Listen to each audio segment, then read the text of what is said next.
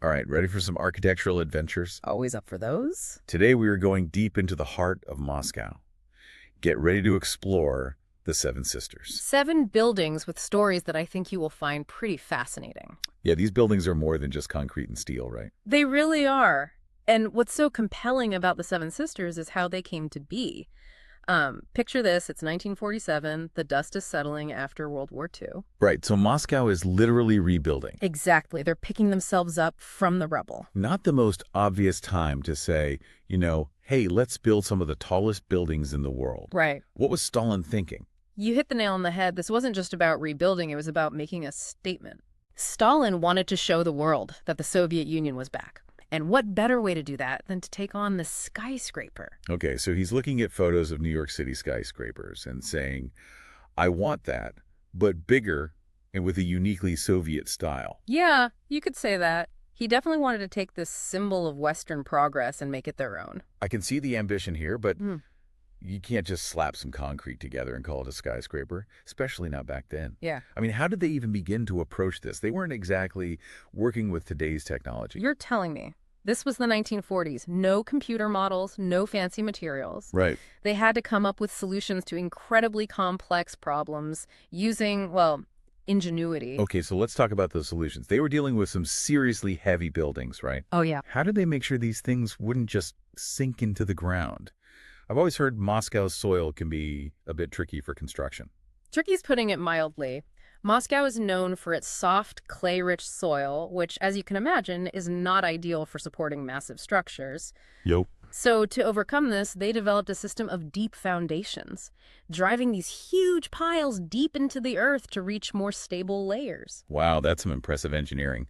Makes you appreciate all the work that went into every inch of these buildings. Yeah. But let's talk about what's above ground for a second.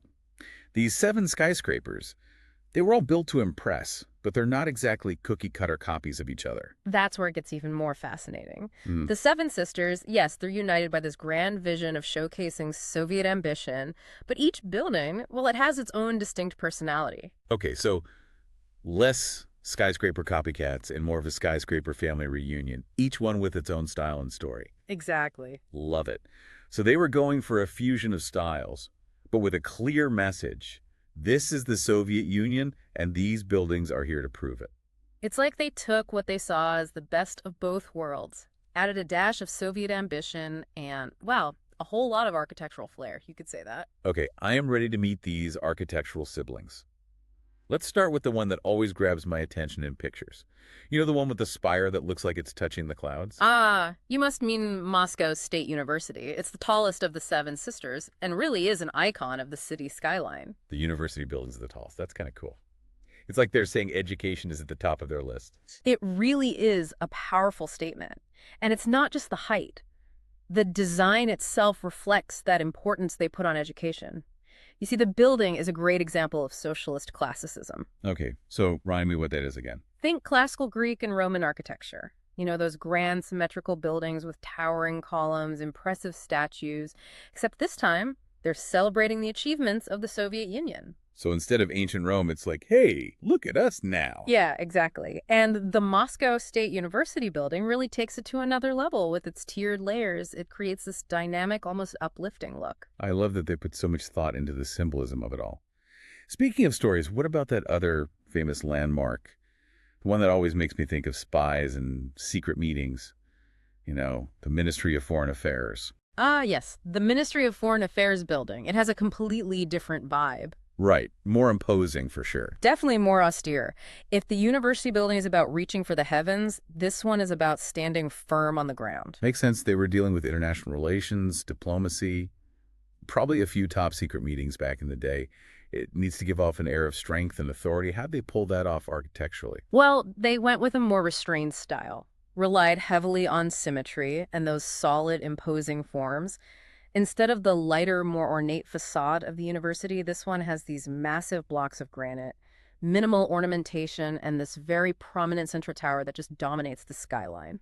Okay, yeah, I am definitely getting James Bond vibes from this one. All it needs is a secret underground lair or something. Let's switch gears to a building that's a little more my speed.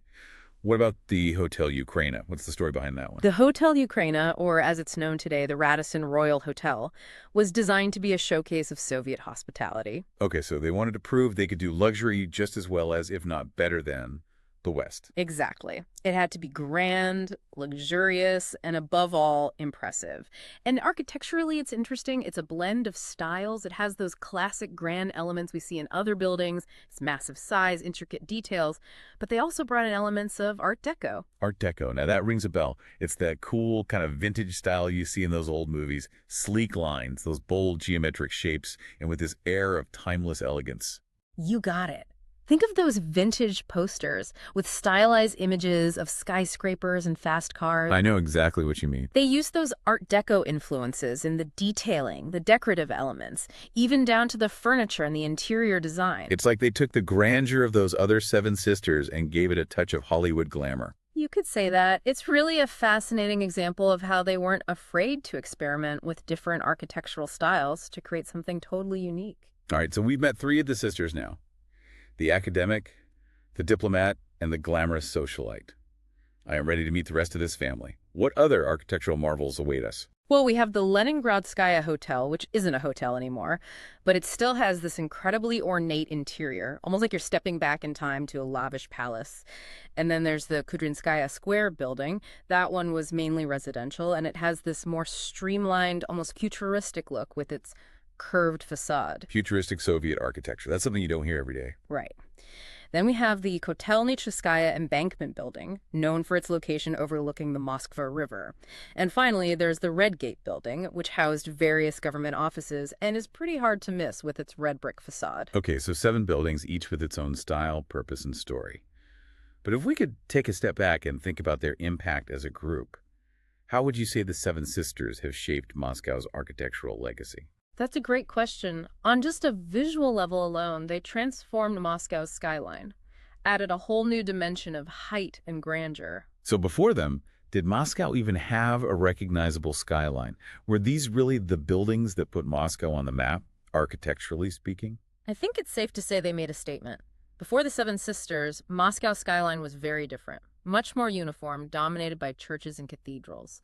Buildings rarely went above a few stories high. Wow, so the Seven Sisters really changed the game then. They introduced a whole new vertical dimension. They really did forever alter the city's silhouette, and it's hard to imagine Moscow's skyline without them now. Yeah, it really is.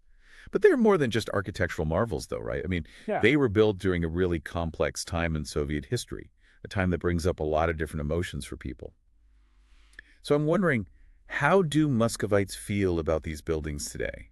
Are they a point of pride, or are they a reminder of a darker past? That's a question with a lot of different answers, as you might imagine. For some, these buildings embody a sense of national pride. They represent a time when the Soviet Union was a global superpower. Right, like symbols of ambition and ingenuity. Exactly. But then for others, they bring up more difficult memories. They're reminders of a time of political oppression and hardship. I see. So they're like these historical artifacts that get people talking and thinking even today. They really make you think about the past and how it still affects us. That's exactly it. And that's what makes them so interesting to study. They're not just static structures, you know? They're living testaments to history. The fact that they're still here, they've witnessed so much change, it's pretty incredible. Makes you wonder what stories those walls would tell if they could talk. I know, right? But even without speaking, they've definitely stood the test of time. What's the plan for their future? Are they just going to be relics of a bygone era, or will they continue to change with the city? The cool thing about these buildings is that they're not frozen in time.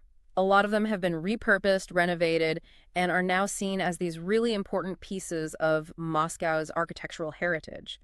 There are a lot of people working hard to preserve them, making sure they're around for future generations to appreciate, you know? It's like they've gone from symbols of Soviet power to symbols of something, I don't know, more lasting, you know? Definitely. They've become symbols of resilience, adaptation, and really they show the power of architecture to go beyond time and ideologies. What a journey.